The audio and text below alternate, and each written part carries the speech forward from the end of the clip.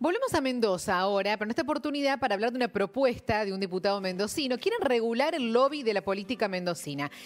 ¿Qué dice este proyecto propuesto por Mario Vadillo, a quien ya vamos a saludar?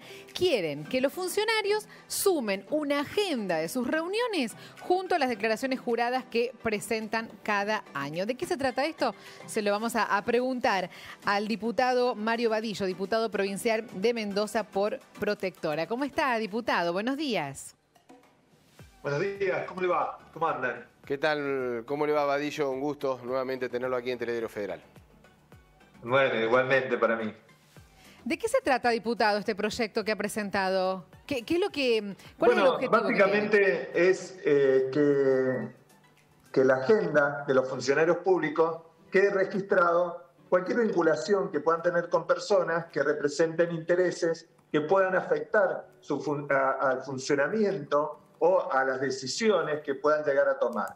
Esto es muy importante. En este momento creo que el país requiere que tengamos especial atención a la transparencia pública. Es decir, gran parte, o podría decirse casi la mayor parte de los problemas que tenemos los argentinos por la corrupción.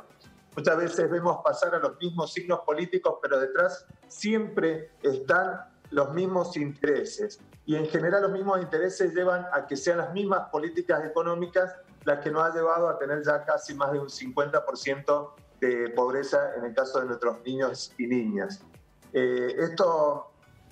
Acá en Mendoza tenemos casos muy importantes de que si habría estado registrado este lobby empresarial, se podría haber determinado, por ejemplo, por qué en diciembre, entre gallos y medianoche, se sacó una ley que era la 7722 que protegía el agua, y eran por intereses mineros de la megaminería que quiere trabajar con cianuro, con sustancias prohibidas, y que gracias al pueblo mendocino se logró volver atrás. También tenemos ejemplo de Portezuelo del Viento, una de las obras más grandes de Mendoza, $1.000 millones, 1.023 millones de dólares, que se le ha dado solamente a una empresa, que es IMSA. Y cuando uno empieza a escarbar, ve que los pliegos licitatorios estaban hechos por el secretario de Energía, que casualmente trabajó toda la vida en IMSA. Entonces, también sería importante cuando uno ve en estas leyes, lo que uno logra es, primero, que todos los funcionarios públicos tengan transparencia en su actividad, porque todos sabemos qué hace, y con quién lo hace, y con quién se junta, y por qué se junta. Y después el otro tema es que haya herramientas para la investigación en el caso de ética pública o de oficinas de anticorrupción o incluso las oficinas judiciales que puedan contar con esta base de datos para decir, bueno, pero en realidad acá pasó tal cosa, pero tenemos relacionado que este diputado, este ministro, este secretario tuvo contacto con determinadas personas. Y esto daría mucha transparencia y, sobre todo, tendrían que empezar a cuidarse más de uno, que hoy día libremente uno ve que de repente se juntan determinados empresarios, determinadas personas vinculadas a empresarios, y después de repente salen licitaciones. Otro caso emblemático que vivimos acá en Mendoza es Vaca Muerta. En Vaca Muerta está empresarios de los negocios de la comunicación que también tienen concesiones en el área de petróleo y que casualmente le bajan las regalías. Bueno, creo que ustedes también lo están viviendo en el caso de los agronegocios, que se llaman. Ahora, diputado, una consulta. Sí, todo esto no está allá y no se implementa, es decir, porque cuesta creer que no se pueda estar, no sé si se entiende la pregunta, tal vez no soy muy claro. ¿No tienen ya las herramientas como para estar observando todas estas situaciones que usted está planteando? No, por lo menos en Mendoza lo único que en ética pública los funcionarios tienen que mostrar es su patrimonio todos los años, pero no tienen ninguna obligación de tener registrado una agenda.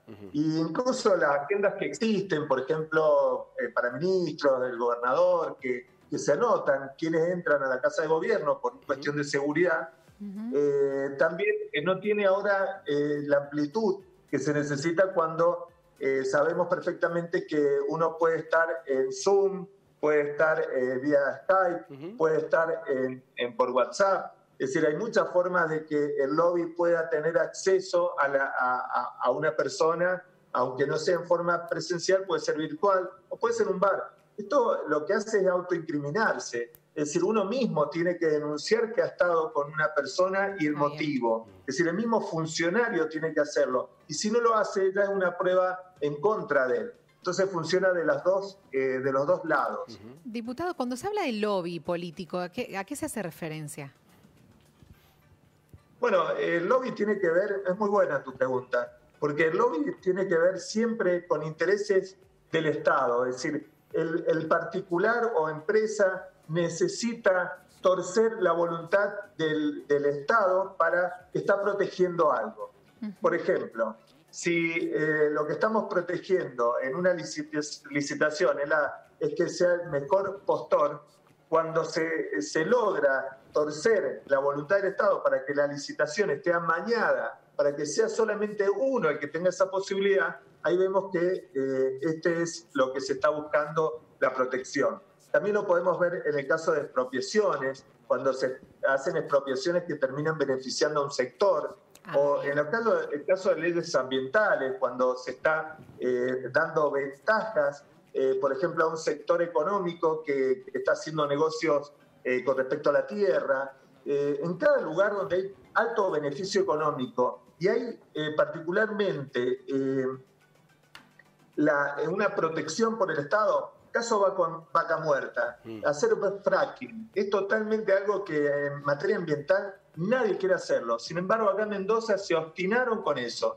E incluso le han bajado las regalías en un 30%, que son fortunas que estamos hablando. Entonces ahí se da cuenta uno que si tendría estas agendas, saldrían nombres comunes en forma permanente para que esto pase.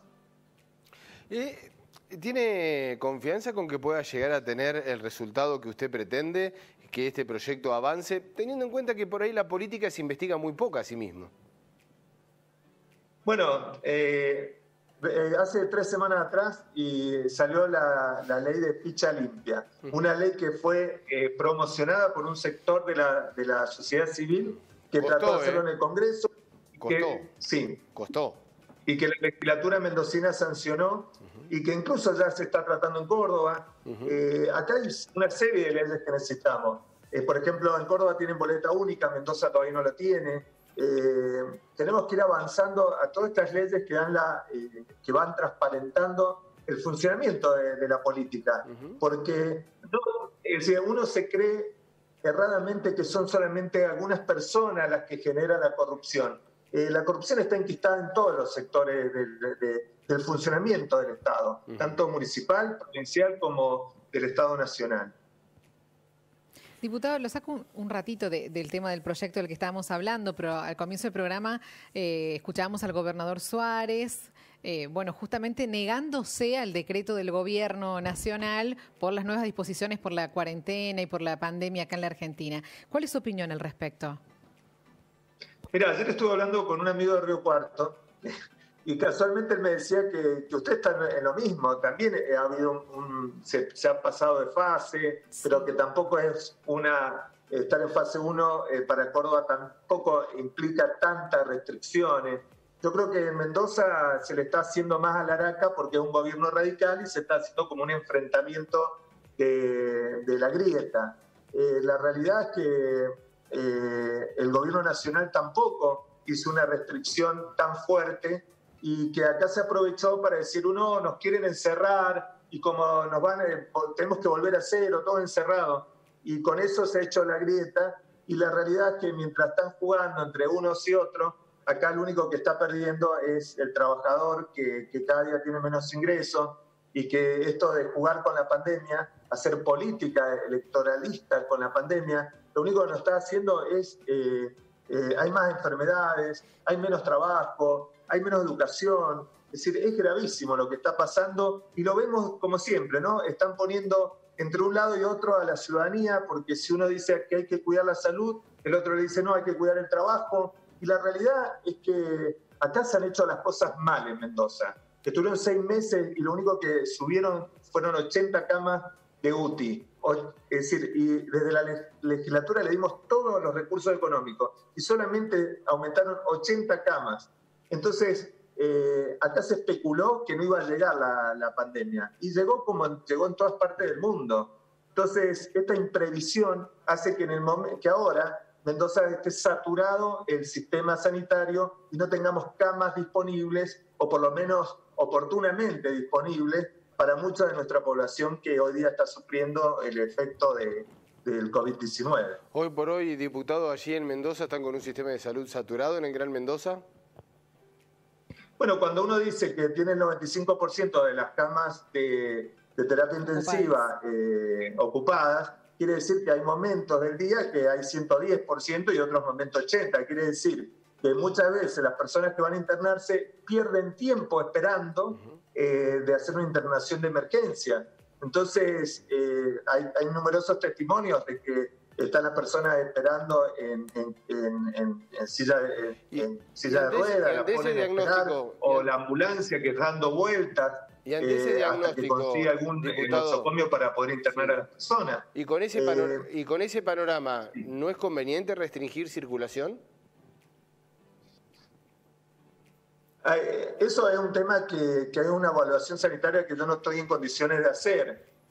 Creo que lo que había que hacer era aumentar el nivel de equipamiento sanitario y de recursos humanos, que eso no se dio. Nosotros integramos una comisión bicameral de seguimiento del tema de la pandemia y todavía no se constituyó, y llevamos casi 4 o 5 meses que tendría que estar constituido para saber qué pasa. Esto es otro de los temas, ¿no? Sin información es muy difícil poder dar evaluaciones y muy difícil controlar. Estos gobiernos no quieren el control porque evidentemente los recursos los han desviado a los lugares que no eran tan necesarios como tener camas de internación, que realmente por ahí pasa la cosa. Muy bien, diputado. Muchísimas gracias por su tiempo. Muchas gracias, diputado. Bueno, y sigo muy preocupado por los incendios de Córdoba. Y también en eso hay que tener mucho cuidado porque aunque Córdoba tiene una ley de bosque, todos sabemos que después que se quemó nadie restablece esos bosques y que las sanciones que imponen en general nunca se pagan. Nada más. Hasta luego, diputado. Gracias. Muy amable como siempre. Hasta luego. Chao.